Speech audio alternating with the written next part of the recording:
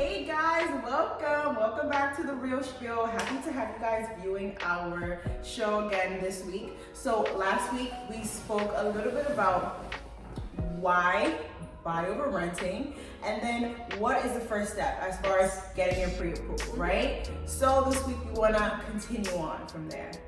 Exactly. So at this point in the stage, we want each video to be educational for you guys, and just refer to our last video to keep up with the process. Okay, so today what we're going to be talking about is, now you have your pre-approval, right? So what's next? Danielle, tell me. You got a pre-approval? Okay. Let's play. What do you got? Tell me what's going on. So Danielle, I'm looking for a single family home, right, in the Bronx. I work in the Bronx, so I really want to go far. The farthest I would go is Westchester, Lower Westchester, New Rochelle, Yonkers, around Vernon. And so in the Bronx, I'm with this mortgage company. They told me I can go as high as $600,000 on a single family, right? Okay, awesome. In the Bronx. But wait, they also gave me another one because I said I'm interested in Westchester. And for some reason, it is a little bit lower. So the one in Westchester is in the lower 500s. They said due to taxes.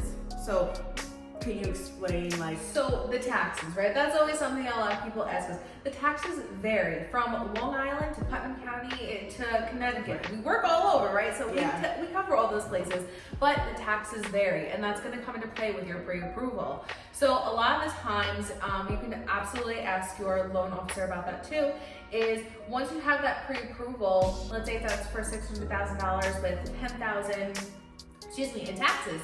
So they can also adjust it. We're not going to give you the whole logistics with it because, like we say, leave it to the professionals. That's their jurisdiction. But they'll definitely do that, and they'll say, you know what, if we bring your price a little bit higher, the taxes, they can go a little bit lower if you find something like that, or vice versa. So it's something to really stay informed with, and that's something that you'd ask your loan officer and also keep us involved in that as well. I see. So basically you're telling me, from what you're saying, from what my loan officer said, my pre-approval in the Bronx is higher because taxes are lower, and that's why my pre-approval in Westchester is a little bit lower, as in, as for the price of the house, because taxes are higher up there. Yes, exactly. Okay, I understand. So I'm open to both. Okay. So what do I do? Let me tell you what I want. All right, I want the worst. I know you do. I want a 4-bedroom house. I'll settle for 3 if I have to. But I want a 4-bedroom house. Stay realistic. And that's what she's showing me right now, which is good. Right? So I want a 3 to 4 bedroom house. I really would love a basement. I'm coming from an apartment where I don't have a lot of space. I want a basement. I want a driveway or garage. Flexible. I just need parking. Okay, parking. And that's something you want to say flexible. See what she's doing? She's flexible. She just wants parking in general. Right. So being flexible, why is that good? So being flexible because we want to manage those expectations. We kind of touched upon it in the first episode. Just adjusting those expectations is saying more options. More options, absolutely. You want to make sure that with your pre-approval, you can get what you want, but be realistic in that. Like we always say sometimes, you don't want to have champagne taste for your money. Right. So we want to manage expectations. That's really important. Yeah, so I think that's pretty much it though. 3 to 4 bedrooms, basement, parking. That's it. I don't care for an attic as long as I have a basement. Oh, and I need a backyard. That is a must. Okay. So I see in the Bronx, what I think I want full detached. Is that cheaper? What does that mean? Where does it bring me in price? So of course, having more property and being farther away from your neighbors, it's gonna bring the price up, hands down. Yeah, exactly. But I would love more property. I don't like that attached. I love a fully detached home where I'm not touching my neighbor. That's what I prefer. My cousin has a attached home. It's gorgeous, but for me, that's my preference. So you're telling me I'm going to be paying more. It's going to be paying more, absolutely. All right, whatever. I guess I'll have to. Yes, you can. Okay. So at this point, we kind of went through. She came in with her realtor, and we went through exactly what she's looking for, which is great because as a realtor, we want to know. We want to find you your perfect home. We want to find you something that you're going to be happy with. So she's coming into her realtor and she's speaking it, and she's saying, this is what I want, but this is also what I'm okay with, right? Yes. So that's also the first step. Sidebar. Now, next part is going out and seeing some homes. So she came into her realtor, and her realtor went through all the kind of stuff that she wants. But now now we're looking to go and see some homes. So Danielle, let's switch roles. Okay, so now I'm the realtor. Yes, I want to I'm go the see, realtor. so now show me, I want to go see some homes. Okay, next step. You just told me exactly what you're looking for. Yes. You told me what you want versus what you're okay with, your wants versus needs. Okay, cool. Now, Liz, what days are you available during the week? You know, it's pretty flexible, but I prefer weekends. Okay, weekends are awesome. I mean, everybody's pretty much off on weekends, everybody's out. However, is there a weekday or two that you can sacrifice and we can go out in the evening? I mean, if I have to, I prefer not to, but if I have to, then probably Tuesdays. Why I ask that? Because, you know, the way the market is right now is that there are a lot of buyers out there, right?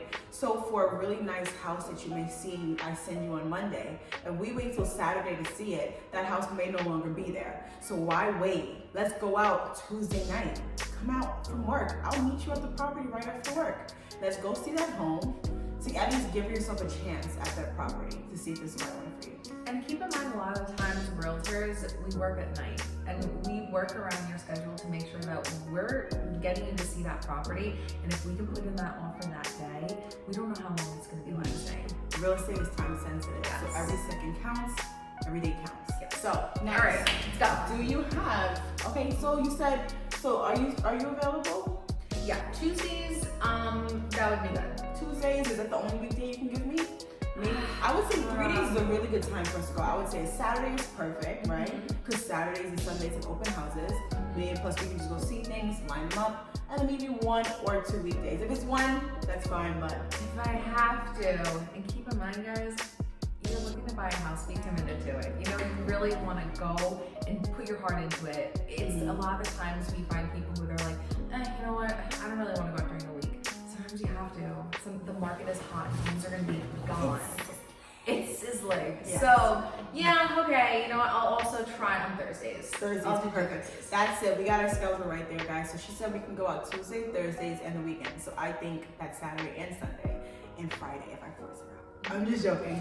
But that's just better for us because we get a better chance at getting that home she wants. Yes. I don't ever want, the worst feeling is for my client when they find that beautiful home and then there's an accepted offer on it already. Yeah. And that's just the reality of the market currently right now. I'm not saying it's a bad time for buyers, it's an excellent time. Yes. However, we have to be realistic. This is what the market looks like right now. We have to be quick and swift. Yes. So now, when you have a great agent, they let you know that. Yeah. So now, Liz, what I'm gonna do is you wrote down your email for me. Yeah. I'm gonna start sending you some homes from what you described to me. I'm Okay. gonna send you some homes fitting that criteria. I usually send around 4 to 5 homes at one time. You know, you let me know. I just ask that we have great communication here. I love, like, you're great. I just met your family. I'm so happy and excited to work with you.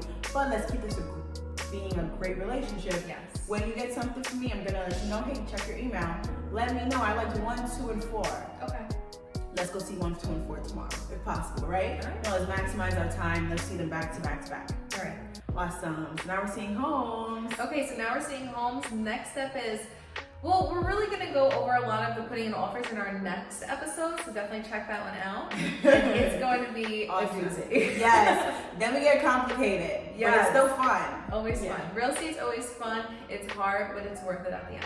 Guys, I'm so happy you guys tuned in though for today. We had a little scenario trying to give you a little example of what it looks like when we're just getting started. After our consultation, we like to both get down exactly what you're looking for, so we're not even wasting our time sending you things that you wouldn't even consider. And then why would waste time? You got your pre-approval? Yeah, let's ready go. Tomorrow? I hope so. Tonight?